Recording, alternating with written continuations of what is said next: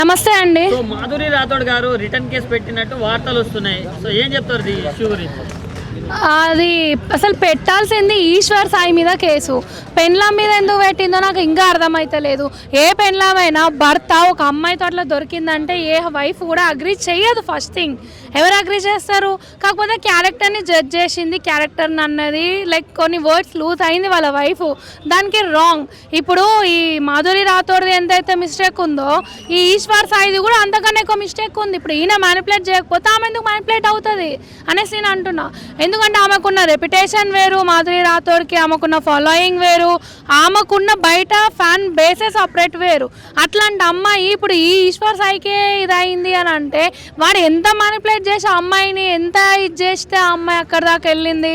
So and at the same time Madhuri గారు మీరు ఇక్కడ ఆలోచించాల్సింది ఏంటంటే మీరు ఇష్యూని పెద్దగా చేసుకొని ఇంకా మీరు మీ క్యారెక్టర్ని జడ్జ్ చేసుకొని ఇంకా మీ క్యారెక్టర్ని 10 మంది అనే వరకు తెచ్చుకునే కన్నా ఇది ఇంతటితో క్లోజ్ చేసుకొని సార్ట్అవుట్ చేసుకొని కొన్ని రోజులు నీ పర్సనల్ స్పేస్లో మీరు ఉండి దాని తర్వాత బయటికి వచ్చి యాజ్ యూజువల్ మీరు కంటిన్యూ చేస్తే అయిపోతుంది. మీరు ఇంకా హింటలు ఇంకా ఇంకా మీడియాకి ఇంకా ఎక్కువ తట్టించకుండా మీ వాల్యూ మీరే తీసుకుంటున్నారు. సో దయచేసి నేను చెప్పాల్సింది ఏంటంటే అమ్మాయిలు ఇట్లాంటి దానికి మీరు డిపెండ్ అవ్వకండి. ఇట్లా ఇన్లీగల్ రిలేషన్షిప్స్ పెట్టుకొని మీ లైఫ్లు మీరు స్పాయిల్ చేసుకోకండి. ఇండిపెండెంట్గా బతుకుర్రి, ఇండిపెండెంట్గా బతికి చూపియుర్రి, 4 రాళ్ళు వెనకకేసుకొని మంచిగా పెళ్ళిళ్ళు చేసుకొని హ్యాపీగా పిల్ల పాపలతో లైఫ్లు లీడ్ చేయర్రి. ఇట్లా ఇన్లీగల్ ఎఫైర్స్ పెట్టుకొని ఇట్లా చేసుకుంటే మీ లైఫ్లు మీరే కదా నాశనం చేసుకుంటారు. ఇప్పుడు పెళ్ళామో కూడా మంచిగా ఉన్నారు, ఆళ్ళు కలిసిపోయారు. ఇప్పుడు నీకు పెళ్ళి కాలేదు, ఓకే ఫైన్ అయిపోయింది. అదే నీకు పెళ్ళి అయి ఉంటే నీ భర్త యాక్సెప్ట్ చేస్తాడా? ఇప్పుడు నీకు పెళ్ళి కాలేదు, పెళ్ళి చేసుకొని కూడా ముంగట వస్తాడా? ఇప్పుడు అంటారు సోషల్ మీడియాలో నేను చేసుకుంటా మాధురి రాథోడ్ కానీ ఆమె ఉద్ధరించలేదు దేశాన్ని, ఆమె దేశానికి సేవ చేయలే. ఆమె చేసింది ఒక మిస్టేక్.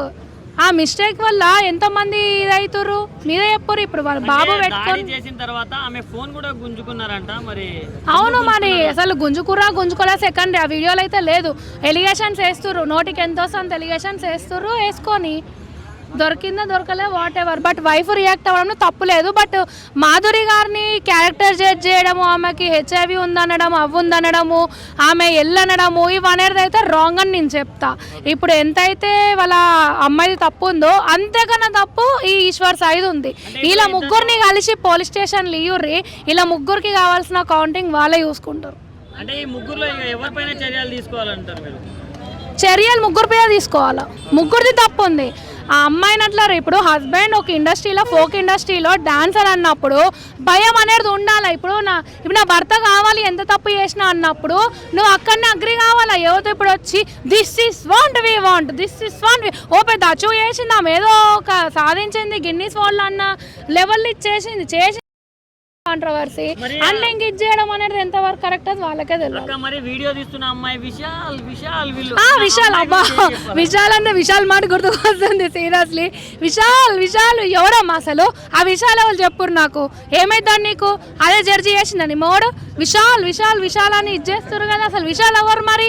ఆ విశాల్ ఎవరు? ఆ cameraman this is want we want this is want మొత్తం అండర్లైన్ చేసి చెప్పింది. ఆ పాప ఎవరు? ఆ పాపను తీసుకొస్తే ఆ పాప ఇజ్జత్ కూడా పోతుంది కదా.